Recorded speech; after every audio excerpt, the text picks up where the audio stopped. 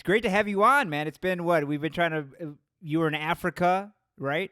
Um, and we were trying to set this up maybe like 2 months ago. You're a busy man, Few jet times, yeah, setter. yeah. And there was stuff going on. I was like traveling for work. I was overseas. Then it's just hard and stuff. But yeah, no, I'm glad I'm able to talk with you now and yeah, and answer any questions. And yeah. Sorry, I cut. What you're seeing is not what they're gonna see. Don't worry. Oh, um, okay, okay. yeah, I'm recording on other devices here, but I wanted. It's good to. I kind of took a hiatus. People who are following the show, I took a bit of a hiatus. A lot of stuff going on in my personal life, good and bad. And I'm glad that you're the first guest. Really, you're the first guest after the hiatus because I've been wanting to talk to Okay. you. You wrote a really good book, really great book. I mean, I think Thank you. if anybody wants to know, you know, basically what the situation is with the political status in Puerto Rico, I would recommend your book, and I would recommend The Last Colony Thank you. by Trias Monge. Because those two Yeah, books that's a really good one. drive it home, lay it out, drive it home, succinctly and well documented. Um, yesterday was just the grito de Lares. Uh, Pilates. Yeah, yeah. It's a big day. do you want to say anything? I mean, do you want to say anything in to mark the occasion as far as we're talking about your book? I mean, what? Yeah, yeah, yeah, yeah. And well, I mentioned it a few times in the book Brexit that yeah, Grito Lares is a major important celebration in Puerto Rico. It's not a technically an official holiday, you know, because in a colony you don't celebrate times you revolt Right. against colonial rule. But the Grito Lares, it marks. I mean, there were other times that Puerto Rico began like there were smaller revolts, there were conspiracies in San Germán and Carolina, which back then it wasn't Carolina, it was called Trujillo Bajo. So there were things going on, but El Grito de Lares on September 23rd, 1868, was the first time that organized Puerto Rican Revolution happened, and they took over the town of Lares. They took out they physically removed the Spanish authorities, took down the Spanish flag, raised up the Puerto Rican flag, which was at that moment the Lares flag, and declared the republic, established a provisional government with the whole ministers, government already assigned, and then we had a president, Francisco Ramirez Medina. and, we had a like government, a legit, finally our own government. It obviously just lasted a few days because the Spanish had more firepower. A lot of the help that the secret societies, again back then it was really difficult to communicate and organize a revolt, and also Betances and other revolutionaries, they had organized for help from Santo Domingo, from Cuba, from Colombia, even from the Virgin Islands. There was a boat, El Telegrafo, that was supposed to come with weapons, and the Spanish authorities found out about it and convinced the Danish authorities that were in that time ruling St. Thomas to stop that boat. So all these things happened that helped defeat the revolution Right. without supplies and all that other situation. So the Gritoires failed militarily, and people were persecuted, arrested, many were executed, and all that.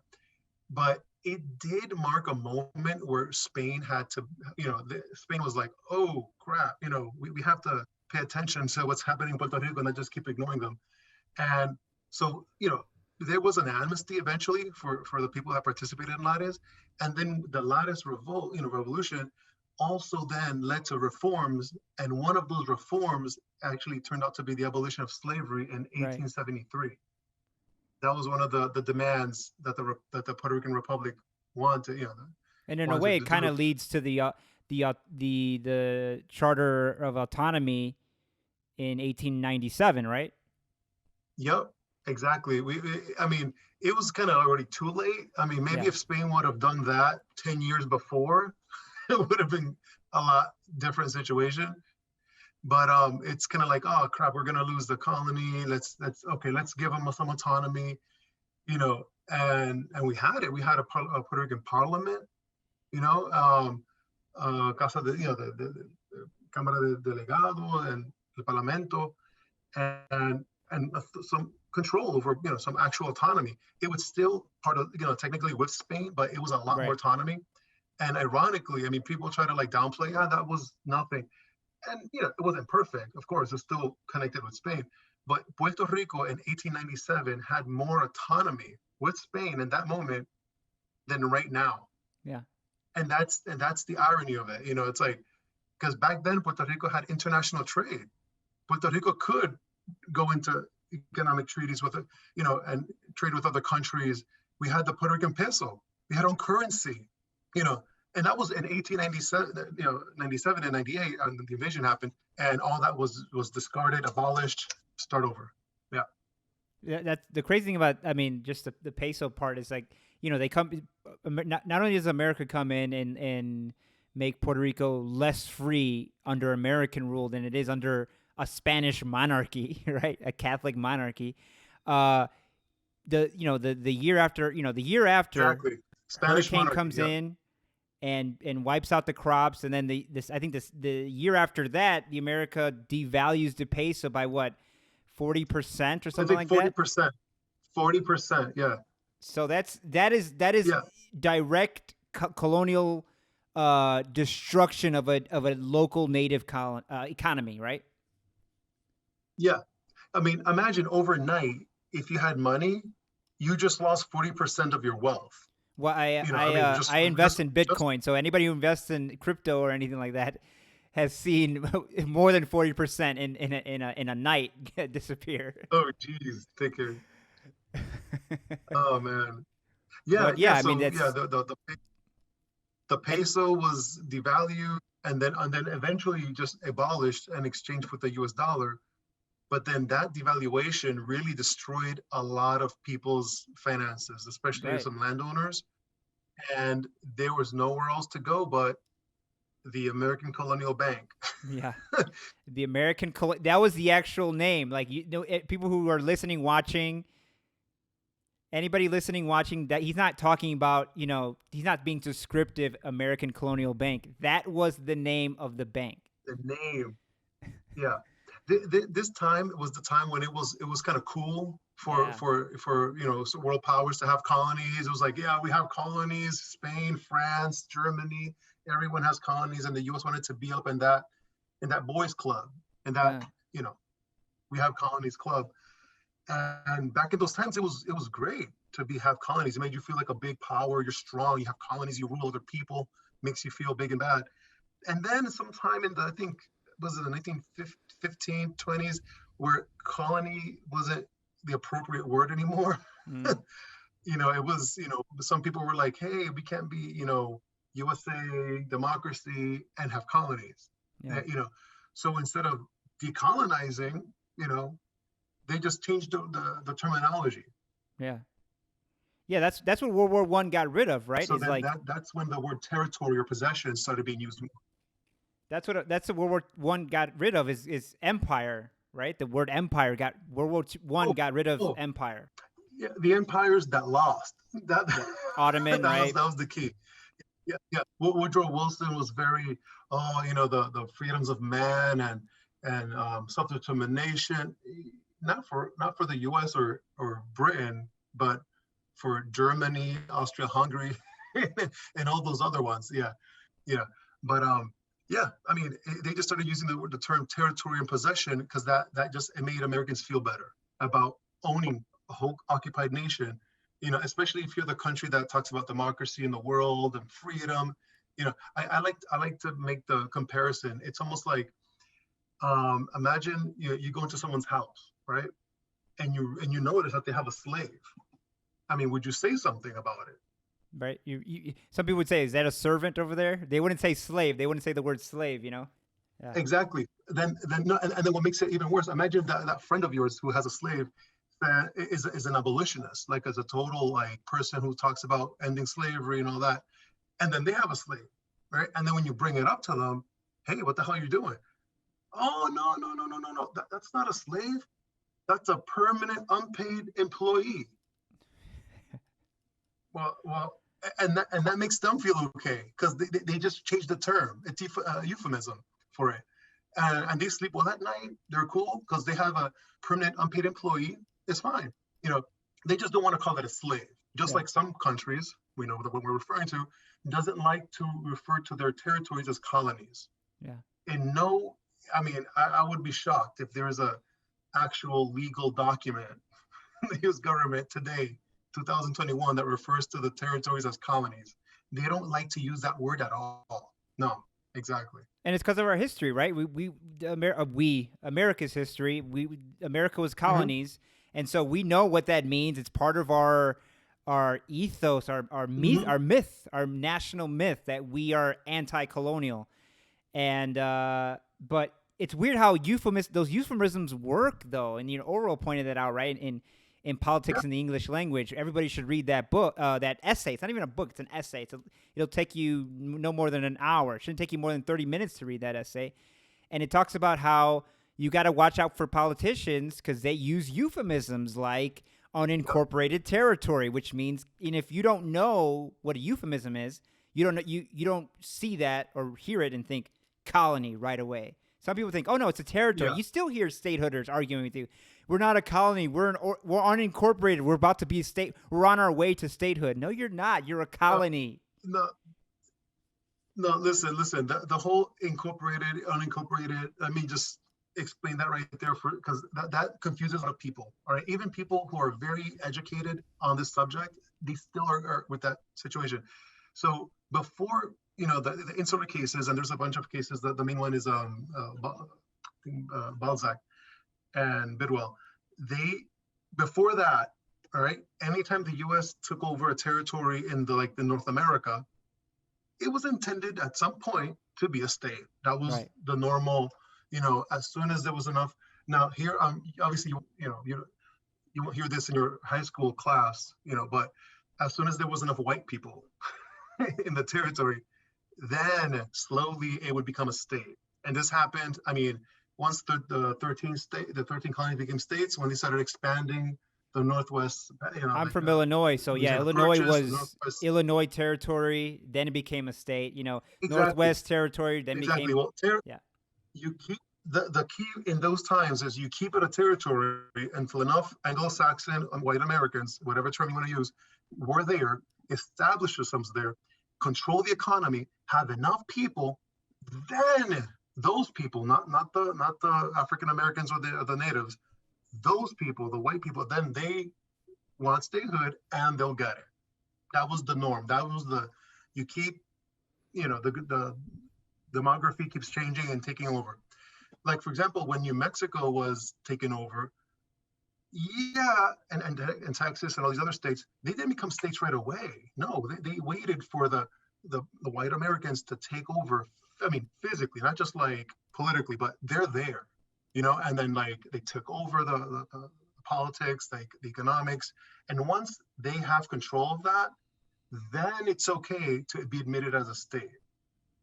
Yeah. Okay, now when the Spanish American War occurs, and now the US has these territories that have people already in them that have a nationality. I mean, the Philippines, Guam, Puerto Rico, they even took over Cuba, but then they quickly said, no, we'll have Cuba as a neo protectorate, But with Puerto Rico and all them, I mean, they never really sent a bunch of Americans to populate. So, but they wanted to keep the territories, but not really populate them. You know, I Naval mean, they purposes, right? tried at some points to send people, but they never sent, like 5 million Americans to Puerto Rico and wind them up. No, that never happened. And but then, how do you fit these territory colonies into the system? So that's when the insular cases start occurring, and basically that's when they came up with the term incorporated, unincorporated. And in those laws, you have to find them. It's buried in there. They actually say that if you're unincorporated, you're a territory that is not destined for statehood. They put it right there. Like they tell you, if you're incorporated, it's because we're the powers that be want to make you a state ASAP or at some point in a few years. If you're unincorporated, that's it. That means let's if anybody knows, a lot of legal terms come from Latin. Unincorporated, incorporated means unincorporated means literally like not part of the body, meaning Puerto Rico is not part of United States. People say, "Oh, Puerto Rico is part of the United States." It's not part of the United States. It's owned by the United States. For example, this pen is not part of you. This pen, right, is not. I own it. It's not part of my body, right? Yeah. You see, that's the difference. That's like, this would be, if I'm the U.S., this hand is a state, this hand is a state, whatever. This is Puerto Rico. This pen, or Guam. Yeah. And you could trade it for Greenland if you want to. Exactly. I could trade in this pen and get a better, nicer pen from someone else, or give it away, or sell it. See, you remember a few years ago when Trump said that he was joking around or something, where he said that, maybe he could trade Puerto Rico or sell Puerto Rico for Greenland. Yeah. Well, it's funny, haha, for some people, but what's sad is the U.S. could actually do that. Probably, I don't think they would have done it because of the political blowback on that. But he could have done it. Yeah. They don't even have to tell Puerto Ricans. Like, the U.S. can just have a meeting with the Danish, sign paperwork, sign Puerto Rico over to Denmark, and then they get. Well, that's how Puerto Rico became owned by the United States, right? Because United States meets up with Spain, doesn't invite any Puerto Ricans, and they just switch. Puerto Rico switches hands. No Puerto Ricans were there. No, they didn't invite any Puerto Ricans. They just went to, the Spanish and the French, signed it in Paris. Paperwork was signed. Boom, done. I mean, technically, Trump could have just done that, and we Puerto Ricans wouldn't have even known about it till the next day, probably in the news. And buenos dias. We're not U.S. territory anymore. Now we're a Danish province, overseas province. Yeah. And people would just have to what? I mean. And in your book, you say the statehooders would switch loyalties overnight and say, "Oh, now we're Danish. Now we're Danish. We want to be Danish." Instantly, I would guarantee you, the Puerto Ricans who are so pro statehood, they dress in American attire, flags, they put the flag pins, and they're all about statehood. The second the U.S. sells Puerto Rico to Denmark or any other country, they would switch allegiances like that. I mean, if they went to Denmark, I could already imagine the statehooders changing their narrative to, "Oh, we are Danish residents of the Caribbean. We are Boricua Danes." We want Union Permanente with Denmark. I mean, the ridiculousness, how that sounds, that's how, when I hear them talk about like that same stuff with the U.S., it's ridiculous. It's ridiculous with Denmark, with the U.S., with France. They would switch allegiances like that. And I even have a family story on this switching allegiances. My great-grandfather, all right, he was Boricua. He was born in Puerto Rico. This was like in 1800s. And he was so pro-Spain. He was Boricua, but pro-Spain, that he was even part of the Guardia Civil, like their insular police. And he was supposedly, this is what the stories I hear from the family, the older people, that he was really, really outrageous and would burn the houses down if you were autonomista or independentista. All right. I mean that savagery of burning someone's house down because of their political beliefs, because he was like España número uno, España. Now, the second the U.S. came in, he became a statehooder instantly. He just switched. Oh, Spain's gone. Who's in? The USA. I'm pro-USA. I'm pro-statehood. Boom. He became a republicano. And that happened. A lot of people did that. A lot of people, they beat their chest that they're español, and then soy americano ahora. And the same thing would happen if some other country came to Puerto Rico tomorrow. The same people that are today talking about more American and all that, believe me, they would change allegiances for $5. Well, a lot of people just side with power, right? We know that. They side with power. They side with the money. Exactly. They would look out for their interests. They would be like, "Hey, maybe if I can be their interlocutor, I'll go to Amazon, get myself a Danés para principiantes, for dummies. Learn basic Danish phrases. I'll go to Copenhagen. I'll do a good show for them. Like, and maybe hopefully I can impress them and be their translator. Yeah. And get some power. Believe me, that's how they would think. That's how colonial collaborators think, and this happens in many countries. Well, I was going to That's what they say, would do. great Benjamin Franklin, right? I think he was one of the first people that the colonies sent to London to defend their rights, right? This was like in the 1760s or something, and he was a proud Englishman, right? He was born an Englishman, like just like George Washington was born an Englishman in Virginia. Ben Franklin's born an Englishman, I believe, in Boston, and he moved to Philadelphia. I believe so. But yeah, he's going there not thinking that he's not a separatist, but when he goes to London and they disrespect him as an American, right? And they hold their nose, right? And all this stuff. That trip flipped him, right? But at least he had enough principles and enough pride in where he came from and his people back home to make that flip. Like, hey, they don't respect me, then I don't want to be a part of them. These stateholders, I don't get like how the United States can abuse and exploit and partially exterminate your people and destroy your economy and cripple your island and see you guys die and not do anything and still beg to be a part of this country. I don't get where the lack of pride is in that. Yeah, and I agree. And not only that, for 123 years, the U.S. hasn't even said anything, nada, about statehood. They don't even care about them. They're like, can we please be part of your country? Please, please. And the U.S. is like, just ignore them. Just keep ignoring them. They don't matter. They don't care. I mean, so these people get disrespected. They keep getting disrespected. The Department of Justice ignores their plebiscite. They just keep being disrespected by the very government they want to be a part of, and they don't have the backbone to be. You know what? I wanted to be part of this, but all total disrespect and just a constant deluge of disrespect. You know what? I think we could do this alone. There's that saying, right? Or on our own. There's a saying like, I know when I'm not wanted, right? Everybody knows it. I know when I'm not wanted. Yeah. Don't they not know when they're not wanted?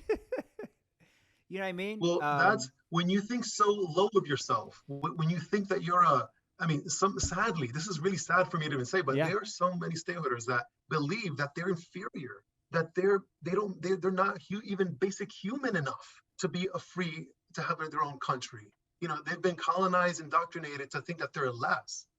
And that is really sad. I mean, I have family who believe like that. And it's really sad when they say, oh, we can't do it alone. If the U.S. leaves, we all die. I mean, really? Yeah. I mean, people really believe this. And it's because it's been sold and indoctrinated.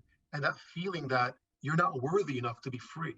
Freedom is only for the great nations. But for you lowly folks, brown people, hablan español, you're not good enough for freedom. So just be content with the scraps that we throw at you, and then if you dare to be angry at that situation, how dare you? Yeah. That's colonial mindset, right? That's who wrote that's right there, yeah. And white, it's going to take white years. mask. What is it? White mask, black faces. In a free Puerto Rico. Oh yeah. There's a book on that. Yeah. No. I mean, there's so many like writers and authors on like Frantz Fanon, Albert Memmi. Those two. I mean, there's others, but Fanon and Memmi. I mean, those two just took it to the next level. But what he shows is like, what the colonizers doing in the colony. Let's say what the United States is doing in Puerto Rico, telling Puerto Ricans that you guys aren't worthy for self-government. They're doing to Puerto Ricans in the Bronx. They're doing to Puerto Ricans in Chicago. They're doing to Mexicans in East LA and in Texas. They're doing to black people in the South and all over, right? Telling them you are not worthy.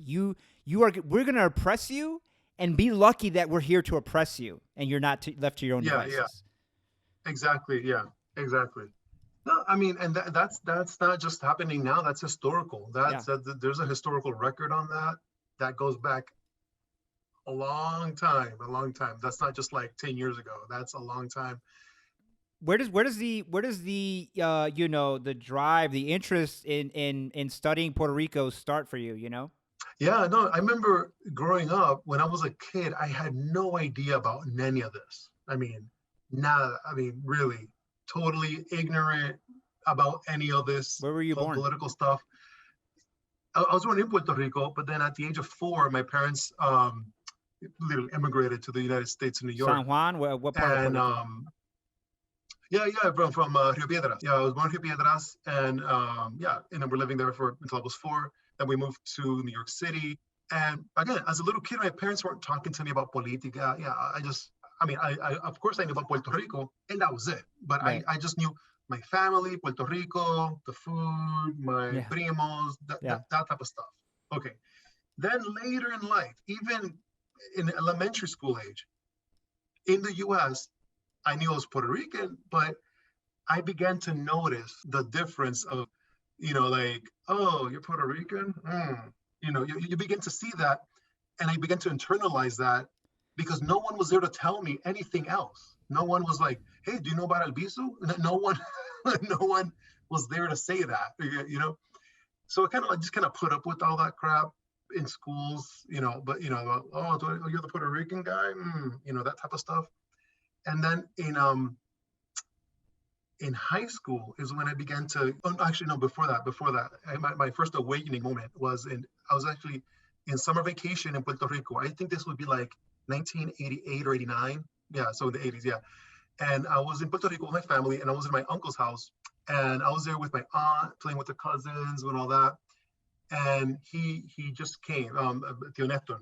He returned back from somewhere, and he had a Puerto Rico flag and the flag of the Independence Party, which is like green with the white cross on it. And I've never seen that in my life. And I was like, oh, Theo, where were you? What's that? And he was like, oh, I was at a protest. For what? Yeah, right. What sort Now, of mind you, protests in I'm Puerto like Rico? 11. I'm a little kid. I'm a little kid who my whole version of Puerto Rico is just family and that's it. Like I have no idea what's going on. And then he's like, I don't know if I should, tell you, but yeah, Puerto Rico is a colony, and I support independence, and I was like, what? Like I thought he was kidding because growing up in the United States, being a colony is bad. I learned about the 13 colonies and the George Washington and the American patriots fighting for their freedom against colonial. I learned that in American schools. So in the US, colonialism is bad. But in Puerto Rico, it's okay. And, Yeah. and that was the first time I was like, ¿Qué carajo esto? Like, what? What? I was like an 11 or 12-year-old kid and realizing this. And obviously he didn't want to tell me too much stuff because he wasn't my parent. He didn't want to like tell me too much information, but he just kind of gave me just enough, like that spark of interest in the subject to just keep me interested. So, years went by, and then in high school is when I finally got a hold of books on the subject. And now this is pre-internet, so I'm already dating myself here. This was like in the early 90s. I just went to the library, checked out every book I could possibly find about Puerto Rico, read them all. And by the end of that, I mean, I was so enlightened about Albizu, Betance, and all this other stuff. And then when I went to Puerto Rico to visit again as in high school, I was already cognizant of politica, independencia, and sovereignty and all that. And I would ask people. Now, what I would actually ask, hey, do you have a book, or I would borrow some of my uncle's books. He had a really good like library and stuff. So I just educated myself on the subject really, really well. And it was just normal to me. Like, of course, I would want Puerto Rico to be free. I mean, why would I want to be a state? I've lived in a state, and in the state, I was called spick. Yeah. I mean, I was called names for being Puerto Riqueño. I was like discriminated against. I've actually been spit at. I've actually had racists throw bottles at me because I had a shirt with the Puerto Rican flag on it. Like I've seen that and felt that, and I want to have Puerto Rico be part of that. No. That's not gonna happen, man. Yeah, I mean, as an American, you Yeah, know so what Puerto that Ricans that's think of Puerto Ricans. I remember, just like you're saying, my first, I always knew I was Puerto Rican. Raised around my Puerto Rican family when I was younger, especially in Humboldt Park.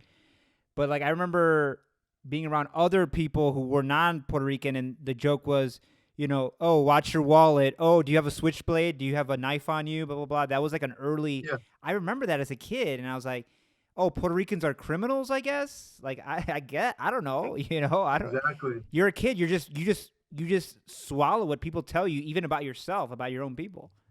Hmm. Yeah, no, I had other Puerto Ricans tell me stuff like that. So again, when I was a kid, that would happen, and it just further, cemented the, oh man, being Puerto Rican is, it's kind of like tenuous and scary and all that. Again, but once you educate yourself and once you like see how amazing Puerto Rico can be, and all, like for example, like when I first learned about Albizu and Betances, I Yeah. was amazed. I mean, these are like amazing individuals to as role models. Right. I mean, when I learned that Albizu spoke a bunch of languages, that inspired me to learn languages. How many languages can you speak? I mean, go through some of them. Come on, go through some of Okay, them. okay, sure. Okay, so okay, Spanish, English, Italian, French, Portuguese, German. Let me see, basic Chinese, basic Mandarin, basic Burmese, Interlingua, and then also the language that I helped create, created and like reconstructed, the Taino Nike, like the modern Taino. So that one. Um, yeah, so that inspired me to really get into languages. I loved it. In fact, in high school, okay, so check this. Um, I already spoke English and Spanish, right, as a kid, right? Then in high school, I realized, oh, I have a gift for languages. Let me use this. Let me just not waste this talent. So I taught in high school. I taught myself French, Italian, and Portuguese. Those three, and and then so I was kind of like a star at Yeah, I the was gonna you say, know for some of the language teachers. where'd you go to What? school? What did your teachers think? What are people saying? This kid who's teaching himself French. Oh yeah. I went to Teaneck High School. Teaneck High School. So the folks at Teaneck High School, love you guys. You got a great language department, and I hope you still do. But yeah, no, it was great. But there was a teacher, again, I forgot her name and what all that, but it was years ago. But she she was like, oh, that's easy because French, Italian, Portuguese, that's like Spanish. I don't think Puerto Ricans can learn German. Okay. So I was like, hold my water. I'll be right back. So I was like, no, I mean, I was not gonna, and she said that in front of other people, especially. So I was like, oh, Yeah. snap. Okay. So I'm like, okay, give, give me some time. I'll be back. Okay. And then after that, I was every day. I got some German tapes, German books. I was like studying like harder than math, like that. And I think it was like in 3 or almost 4 months, I came back and I waited till she was with other language teachers. And then I just started to speak in German to her in like a really good accent. Like I can't remember like a Frau, I can't remember her last name at all, but I was like, Guten Tag, ich bin Javier Hernandez, ich bin Puerto Ricaner. And she was like, "Oh my God, that accent is better than mine. Oh my God, it's so Yeah. embarrassing." She barely speaks English, So right? I just wanted, exactly. Yeah, so I just wanted to show her that yes, a Puerto Rican can learn German. It is possible. And because she had this mentality that a Boricua, no, speak German. And I just wanted to, I showed her and other teachers and other students that don't let anyone tell you can't learn this because of your nationality and stuff like that. Yeah. I mean, Um, it's when I learned about people like Betances or Albizu Campos, or I mean, those are just political people, but the poets and the artists and the different educators. I mean, I guess it's so important to learn about the great people of where you come from, like, because they don't want to, they yeah, want to teach us that we're not capable of what the Americans are capable of, right? And then you learn that somebody like exactly. Betances exists, and he's just as good as any of the founding Oh, fathers, right? I put up our oh founding my fathers God, against the more. American founding fathers, any day of the week. They don't. No, George Washington doesn't even reach the ankles of Betances. Yeah. Literally, I mean, Betances was curing Yeah. diseases. He's a doctor. He was freeing slaves. Washington had slaves. Betances would buy slave babies to free them. Right. I mean, and would lead revolutions in France and Haiti and Santo Domingo. I mean, the man was amazing for his time. And we have so many other leaders like Ostos and so many amazing people that are so when you learn about these people and you see how amazing they are, and they're Boricua, and you're like, wow, these people got like international level of world affairs, and then you hear the barrio idiot telling you, el Boricua no puede, like crap like that. I just ignore that crap. Well, you got to feel bad for it, because that's colonialism, right? That's making you forget your past, making you forget who you are and what you're capable of, and that's just sad. Exactly. I mean, so what was the impetus for writing the book? I mean, what was the hardest part about writing it? I'm sorry, what? Sorry, yeah. There's a little lag here. Sorry about that. But yeah, what was the impetus for writing the book? I mean, I guess you're kind of telling us, but when did you decide? What made you decide to write the book? What did you run up against writing it? Well, okay. So with the book, it was like, when I was learning about Puerto Rico, even during high school in the 90s for me, right? Historical and even the pro-independence stuff that I would read, and Albizu's biography and all that stuff was great. But I never, the one thing I always wanted that I never found in any book was how. How would we function as a republic? Like how? Yeah, the benefits, boom, boom, boom, listed, and how great it is, and patriotismo, and that's important. But I always wanted to see, okay, how? Like, give me a plan, any plan, nothing. The only plan I could literally find, and this was after digging, is I actually found, I have a book, actually I have it downstairs in my house. I have like the plan of like the provisional government that they did for Lares. And that's in 1868, like an actual government plan, ministro de gobierno and all this stuff. And that's it. And I'm thinking, since that point, no one has explained in detail how we would get a republic up and running, and not just with like La Patria, but like, come on, economics. Come on, people, like, how would we get this running? And because a lot of the stateholders and pro-colonial people, they just like, their big selling point is that we can't survive on our own. Right. And they just keep repeating that and repeating that. And I wanted to prove that we could. So I started looking around, and maybe there was a book, and I just never found it. I was asking around for a few years, like, does the book exists? Asking specific people in Puerto Rico. Nope, doesn't exist. Okay. So I would say about 9 years ago, I told myself, fine, I'll write the book. Screw it, I'll do it. Okay. But I'm college educated. I study political science and education, international relations. But you can't, start up a government or plan a national, the plan of a country just with that. Like, I needed to really learn economics, administration, energy policies, like stuff like that. So I just really just taught myself a bunch of other information, almost like I got a few masters worth of other information. What do they call it? Multidisciplinary, right? Oh, very I don't like public administration, diplomacy, all that stuff. So, and especially the economics, that was the part where, I took like basic economics, macro in college type of stuff, but I really wanted to learn how do you run a country? Like, how do you make a country run? Not just like, oh, where's my bank account? I wanted to, where do nations get their income from? So I learned all that stuff, all that information, but then I started to learn what other countries do, what other successful countries do, and where they get their income and revenue streams and all that. And then, so then I started writing the book and getting all this information, and it's pretty amazing. I mean, Puerto Rico, I mention it and I explain it a bit in Brexit in this book right here. I don't know if you can see it because of the background thing, but this one, I explain it a bit. The book has other sections about history and all that, but I do lay out like a basic plan of how Puerto Rico could function and explain how we could get some of that income revenues that we could literally pay for the government.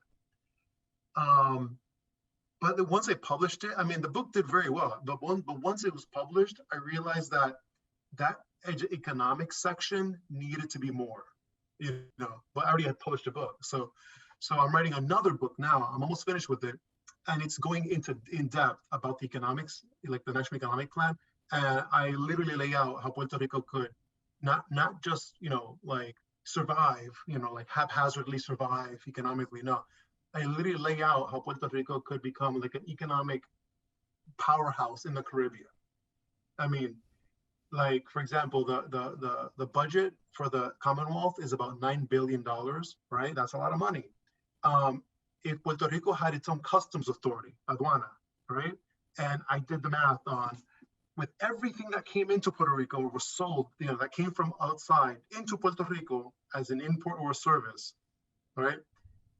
All that came into Puerto Rico, if you had a tariff tax on it, about 10.25%, again, this could change, Puerto Rico would be able to generate just right there over $11 billion. Right there, just with that, you could literally pay the entire government, the departamento, agencia, everything. But right now, that money is because we don't have our own customs authority. And I mean, and you're hitting on the a very clear issue is that colonialism is a drain on the colony. Why don't people understand that, right? Like Puerto Rico doesn't get all the money. People still think, you hear this all the time, right? I hear it all the time. People think that America gives more to Puerto Rico than Puerto Rico gives to the United States. Like that's not how colonialism works. And so if you get rid of colonialism, there's a lot more money staying in Puerto Rico. A lot more money staying in Puerto Rico. And you just named one, right? If we had our own port authority. That's just one example, right? Yeah. And it's that's just one. All right. Go ahead. No, I'm sorry. Go ahead. No, I was going to say, the other thing is that don't you think it's kind of, and it's great that you're writing another book, especially diving into the economics, because you're going to really give ammo to people like me against the naysayers saying that Puerto Rico can't stand on its own 2 feet. But, isn't that kind of the same shit? Like when America declares independence in 1776, they don't have a plan for government. They do the Articles of Confederation in 1781, and that America operates under that for 9 years, and it's terrible. It's a terrible idea. The Articles of Confederation is a failure, and it's not until the Constitution in 1787 that's a better idea. And even the Constitution, as we're still, the Civil War's fought, segregation, we're still dealing with the flaws of the Constitution. So it's exactly. But with Puerto Ricans, we have to put down on paper, we have to detail exactly how we would run ourselves before we can declare independence. That's kind of bullshit. Exactly. No. I believe me. I shouldn't be, able to do this. Just saying that Puerto Rico should be free should be a good enough. Right. Yeah, it should be free. Let's make it free, and then we progress in the world. But it's sad that I have to literally come up with the entire economic plan of how we're going to survive and all this. But I mean, I hear that all the time. No, we can't do it alone. We can't do this. But that's the point of colonialism. You're not supposed to. The structure is geared so that you're dependent. That's the point of the whole game. It's rigged so that you're dependent. Okay? So that you have to depend on whoever's ruling you, either US or France or whoever the hell. So that's the point of colonialism. They make you dependent, and then when you want to be free, how would you live on your own? Well, how? Well, first I would have our own, republic, our own nation, to have international relations and economic treaties. But then when you start talking about the customs, that's the big one, because that's the one where it's very difficult to do a tax evasion, because that you get all that money right at the port, right there. As soon as anything comes in, boom, boom, you get the money and it comes in. So that's how a lot of countries make their, in fact, the US, when they got their independence, for the first, decades and decades, the federal treasury was funded through customs duties. That was how the US functioned. That's how they bought Florida. And they bought all these other territories, I think, purchased with that money. They made roads, bridges, they used that money from the customs. Then later, when the US became more powerful and big, that wasn't of a revenue generator. Now you have other incomes like income tax. That's the big one. But back in the day, the U.S. they just really just used the customs duties. Puerto Rico could do that also. That's another one.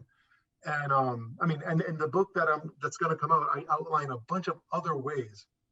I mean, visas, overflight fees. For example, every time a plane flies over Puerto Rico, doesn't even need to land. The fact that it's over Puerto Rico, it's in our airspace. Well, when you're in another country's airspace, you're renting that space. So you pay money. The airlines pay money. That money goes to the FAA, doesn't go to Puerto Rico. You see? So when I calculated all the airplanes that came in and out, and then I came up with a generic, because this could change. A country can just decide how they want to, you know, what's the rate and all that. But I just come up with a flat rate situation just to give an example. And it's like millions of dollars. Million. I'm talking about like 1 million. I'm talking about like $200 million, like a lot of money. And that's just from planes flying over Puerto Rico. You see? So I basically uncover and find all these ways that Puerto Rico could generate so much money that we would never even have to depend on federal funds ever again. See? And because of that, I guarantee you there's going to be a lot of stakeholders who are going to really hate the book, because their entire philosophy is dependence. They just want more put on welfare, dependent federal funds, fondos federales. That's their only economic development plan. Literally, if you ask them, it's on their platform, is just keep asking for federal funds. They keep begging Congress for more money. It's just begging and begging for more money. That's embarrassing. Yeah. When we don't need to. A sovereign Puerto Rico could literally generate its own wealth. And I'm not talking like fancy, you know, like being romantic about it. Right. I literally show you using math, basic, simple math, and using the government's own records and data, how we can do this. Yeah, I mean, so that book, I mean, when you can have a bunch of people reading that book and walking around, debating statehooders, debating, you know, the status quoers. I don't understand them either, but statehooders and status quoers, you know, just all these ways that Puerto Rico, we're talking about a place that's called, again, and I say this all the time, and I know it's cliche, or not cliche, it's hackney in a way, but like, we're talking about a place called Puerto Rico, you know, and we're debating on whether it's rich enough to stand on its own Puerto 2 feet. Rico, yeah. You know what I mean? Puerto Rico, it's been rico for others, but not for the people in Puerto Rico. Yeah. What was I was going to say something else. Yeah, I mean, it's one. It's been an honor. I mean, talking to you. You know, in the book again, everybody read it. Called Prexit, like Brexit. It explains how you know, basically how Puerto Rico can leave this American Union. You know, like how Great Britain leaves the European Union, and there's people who are saying, "Oh, Great Britain can't stand on its own." People are saying the same thing about Great Britain, right? It's better for Great Britain to be attached to the European Union if there's parity and equality. But some people, you know, I'm not for Brexit, but I'm for Prexit. I'm for, because America is abusing and exploiting. No, I agree. Puerto Rico. I agree with you. I think they should have stayed in the EU. That's just my personal opinion. But but for Brexit, it's more of a decolonization issue. Yeah. And I want to thank you for coming on. It's you know, well, thank you. What's up? No, thank you. I really appreciate you, you know, like contacting me and for the opportunity. I really appreciate it. Thank you. I think how did I meet you? I met you on Twitter, I think, right? And you were like, "Hey, I wrote this book." I think on Twitter, yeah. We just discussing stuff on Twitter, yeah. Yeah. Again, thank you. I mean, is there any final thoughts? I mean, I don't see Puerto Rico being decolonized in my lifetime. I just don't, because Puerto Ricans are fighting, really, right? Puerto Ricans are squabbling. So, and America's whole thing is let the Puerto Ricans decide. Meanwhile, they're dividing us up so that we never decide anything. Yeah. So that's why I don't see decolonization happening. But what could happen that decolonization happens in the next 10 years, 20 years? Yeah, no, I feel like, I really hope, I don't have a crystal ball at all, like no one does, but I hope it happens in my lifetime. If it doesn't, you know what, at least I can say that I contributed. Yeah. I put in my, you know, the granito de arena, as they say, for the struggle for decolonization and sovereignty. Um, yeah, but I mean, I think there's a lot going on now that is moving the issue. I think a lot of the international affairs and then also Puerto Rico-U.S. relationship is really, really tattered even before Trump, but even especially during Trump, and even now with all the corruption and the Commonwealth and the junta. I mean, and now with the Luma energy crisis going on, there is so much going on now. That there's. I mean, I really feel something hopefully will happen. Something will spark Puerto Rico into, shaking off the way they shook off Ricky Rosselló. Something hopefully soon will click and just get the ball rolling for decolonization. And I think it's important for Americans, especially Puerto Ricans, of course, but Americans to understand that Puerto Rico is a nation. We're not, as the stateholders like to say, that we're just a bunch of U.S. citizens on a rock in the Caribbean, wanting equality. No. We're a nation. It existed before the U.S. was even founded. And Puerto Rico, like all nations, deserve their freedom. And when and I want Puerto Rico to be free, either, look, and in relation to sovereignty, I'm like pan-sovereignty. I'm good with independence or free association. I just want sovereignty. Yeah. If it turns out to be independence, awesome. If it's free association, great, awesome as well. But once we're sovereign, Puerto Rico can actually move forward, and we could still be like an ally, economic partner with the U.S. Not. There's no antagonistic nothing here. No, it's like I would love great relations with the United States. Right. Of course, I haven't met really anyone that says the otherwise in that. But as a partner, not as a colonial subject. Partner, as an equal partner with the U.S. and with other countries. Yes. I mean, imagine Puerto Rico, not just with the U.S., but with the EU, having Puerto Rican businesses go to the EU and European businesses come to Puerto Rico, or Puerto Rican products or businesses going to the African market. That's a huge market. And Asia, and even maritime. That's the other big one. I mentioned it in the book in Brexit, but in the next book, I really lay out an entire maritime economic policy that will make Puerto Rico like the economic powerhouse of the Caribbean and possibly even all Latin America, with a transit corridor where Puerto Rico would be the hub of this maritime route system. And if that occurs, I mean, it's like Puerto Rico would be literally not kind of like Singapore. It would be like Singapore in the Atlantic. Right. So we have so much opportunities that we could do this stuff. But as a state or as a colony, that's nowhere to be seen. That will never happen because colonies can't do that. No. And the state can't do that. Yeah, exactly. So, I mean, New Jersey or Florida can't just start negotiating with foreign countries. Yeah, they can't do that. You see, for their own benefit. No, they can't.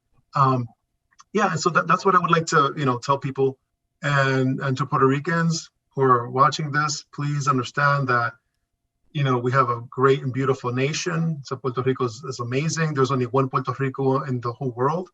Only one, not 2, 3, that we can lose one and take the others.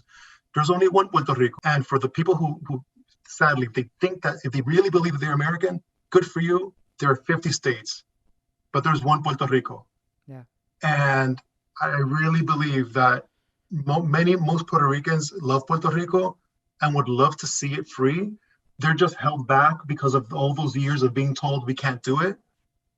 But with this book, I'm literally giving you the information to show you that yes, we can do it. I was going to say, like, colonialism's kind of like, what is that called? The colonialism's kind of like Munchausen syndrome, where the parents tell the kid that they're sick, right? The parents believe, or they keep telling the kid, you're sick. I don't know if you've seen that documentary with that mother who keeps her daughter in a wheelchair. Oh, yeah. That's the Munchausen syndrome. Right. That's basically what colonialism is, right? Yeah. Telling Puerto Rico, you can't, you're sick. You need me. You can't do it. Exactly. And it's sad that then again, you tell Puerto Ricans in their education system also, in society, you cannot do it. You can't do it. So and they become adults like that. Indoctrinating people with that. and they become adults like that. And it's sad. And they give that fear onto their children that we can't do it. We can't do it. There are people who kind of it's sad. And realize there are people who kind of wake up. It's really difficult and realize that yes, we can do it. Or, that it's really difficult to explain that to other people. What this book when people want numbers, they want data. And what this book offers, and what the other book, the new book, will be offering is an actual plan, an actual data plan using numbers, data, and showing Puerto Ricans that yes, we can. According to the projections, it looks great. According to the projections that I have, Puerto Rico could be generating up to, and I explain all this in detail, up to $50 to $63 billion a year. And I lay it out. And these are okay. And I'm being conservative. And I lay it out. And these are and I'm being conservative. That's the funny part. I'm not even. Let me be embellished a little bit. No, I'm being really conservative with the numbers that I get, and still it comes out. These are economic projections based on Puerto Rico, which we can. Economic development, attracting investors, which we can. All that stuff. Our maritime policy has a lot of this information. When you see it, the Brexit has a lot of this information. It's going to have, but the new book, it's going to have it all. It's going to have the whole thing laid out. Good, because we need to argue on principles, and we also have to argue on data. We have to argue on objective reality and facts and numbers. And so I'm glad I can't wait to read this new book. I really cannot. And one thing I wanted to say to non-Puerto Rican Latinos and non-Puerto Ricans generally is that, yesterday was the Grito de Lares. You probably heard about it, saw maybe your Puerto Rican friend posted something about it. I hear all the time, like, I get the sense that a lot from Latinos, my wife's Mexican, that they don't realize that there's a long history of struggle for independence in Puerto Rico. People have died. There's been assassinations. Blood has been spilt. So I would recommend, during this Hispanic Heritage Month, whatever you want to call it, if you're non-Puerto Rican Latino, read about Puerto Rico, right? Mm-hmm. A lot of non-Puerto Rican Latinos like to listen to reggaeton. They like our culture. They like Puerto Rican culture, just the same way Puerto Ricans like Mexican culture. And I know a lot about Mexico, and I love Mexico, and I appreciate its history, and I'm always learning about its history. Let's return the favor, my fellow non-Puerto Rican Latinos. If you're Honduran like me, or if you're Mexican, whatever, learn about Puerto Rico, man. Learn about what's going on. Learn about the struggle for independence. And because I think it'd be great to have non-Puerto Rican Latinos stand up and be like, hey, this is bullshit what's going on, what America's doing to Puerto Rico. And there's a lot to and there's a lot to reach to other Latinos on there needs to be more outreach. And I know there are many that other Latinos on this subject, and I know there are many that we're a small nation. Puerto Ricans exactly and that Puerto Ricans aren't just like, like the stateholders like to just keep that, saying that we're just Hispanic Americans, we're that. I know, but we're a whole nationality. We have our nation, Puerto Rico as a country, and occupied, but it's a country. Something that I like to bring up. And in fact, some things that I like to bring up is that Puerto Ricans help participate, for example, in the independence movements of other countries. For example, even Mexico, like Antonio Valero de Mexico. Antonio Valero de Beralbe was he's a Puerto Rican from Fajardo who was in the Spanish army. In fact, he actually fought, he helped defeat Napoleon, the Napoleon forces in Spain. He returned back to the Americas and became Spain, pro-independence. But then he returned back to the Americas and became pro-independence. So he joined Bolivar and the Mexicans. And he actually helped Mexico defeat the Spanish. And not only this Boricua from Fajardo. And not only he wasn't some guy in the back with so he's for independence no matter where it is. Exactly. In Spain, he's defending Spain, but in Mexico, he's defending Mexico. Exactly. No. So, and we have so many people like that. There's so many Boricuas in every, inside every independence movement in the Americas. There's always a Boricua, somewhere in there. Yeah, but the thing is there. And what about us, man? Yeah, but the thing is like, then, and if we could, what about us, man? What about us? And if we could get that support. What about us? It's our turn. It's our turn. And thanks to authors like you and scholars like you, Yeah, our time is coming, man. you know, I want to thank you so much. Let everybody know where they can find you, find the book on the internet, social media. on Facebook, just Brexit book, like that, and then also in on Twitter, it's just like the handle, it's Brexit book. Get more information, and there's also brexitbook.com where you can get more information, and where you can get the book on Amazon. The book is available. The Brexit, this one, Brexit, is in English and Spanish. Wait, let me see, you can see it here. This one, English and Spanish versions. Yeah. So, and there's also some little bio information. Yeah. So, and there's also some little bio information, some articles, some of the proposals about from the book, some of the more interesting ones, structure the republic, about the how an example of how to structure the republic, the political system. From the fence, laid out some things there, economic stuff. But so there's please laid out some things there. Website or even on Twitter, you can always contact me anytime. From that website or even on Twitter, you can always contact me anytime with any question. I really appreciate questions. I mean, I don't care like a DM on Twitter, what question it is. You can send me like a DM on Twitter or whatever. If you're reading the book and you're like directly, I don't ask him about the. Please reach out directly. You don't have to. I don't have an agent. Ask a question, anything like that. You could literally reach me directly and ask a question about the book. And if I could guide you in the direct path, that's awesome. Thank you. Thank you so much, man, for coming on. Awesome. Have a good weekend, and we'll be in touch as always. Peace, you know me and you. Thank you very much. Thank you. Peace, man. Take it easy.